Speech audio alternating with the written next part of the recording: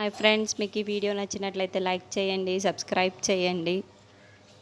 జోష్న వాళ్ళ తాతయ్య దగ్గరికి వచ్చి పెట్టిన ముహూర్తానికే నాకు బావకి పెళ్ళి చెయ్యండి అని చెప్పేసి అడుగుతూ ఉంటుంది. ఆ మాటలు వినగానే అక్కడున్న వాళ్ళ తాతయ్య అయితే నేను అన్నీ ఆలోచించుకొని వెళ్ళాను వాళ్ళ ఇంటికి, ఆ మాటలు మాట్లాడాను అని చెప్పేసి అంటూ ఉంటాడు.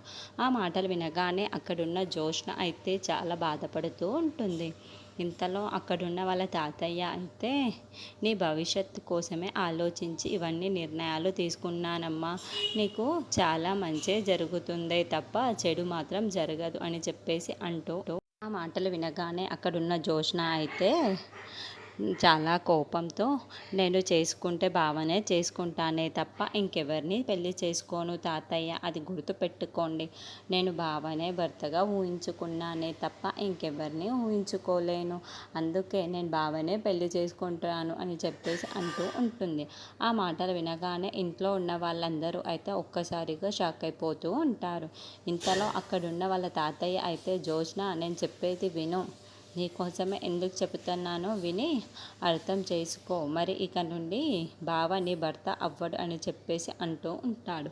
ఆ మాటలు వినగానే అక్కడున్న జోష్న అయితే తాతయ్య, మీరు చాలా స్వార్థంగా ఆలోచిస్తున్నారు, మీలో ఎంత స్వార్థం ఉందో తెలుసా అని చెప్పేసి వాళ్ళ తాతయ్యని అడుగుతూ ఉంటుంది. ఆ మాటలు వినగానే అక్కడున్న వాళ్ళ తాతయ్య, ఇంట్లో ఉన్న వాళ్ళందరూ అయితే ఒక్కసారిగా షాక్ అయిపోతూ ఉంటారు.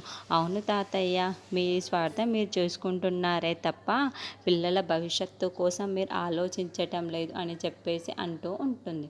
ఆ మాటలు వినగానే అక్కడున్న వాళ్ళ తాతయ్య అయితే ఏంటి జోష్న ఇలా మాట్లాడుతుంది, ఎప్పుడు నన్ను ఎదురించి మాట్లాడిందే లేదు, అలాంటిది ఈరోజు ఎందుకు ఇలా మాట్లాడుతుంది, బావ అంటే ఎందుకు ఇంత పిచ్చిగా ఉందో నాకు అర్థం కావటం లేదు. అయినా సరే నువ్వు ఎంత అనుకున్నా ఏమనుకున్నా సరే ఈ పెళ్ళి జరగదు జోష్న అని చెప్పేసి అంటూ ఉంటాడు.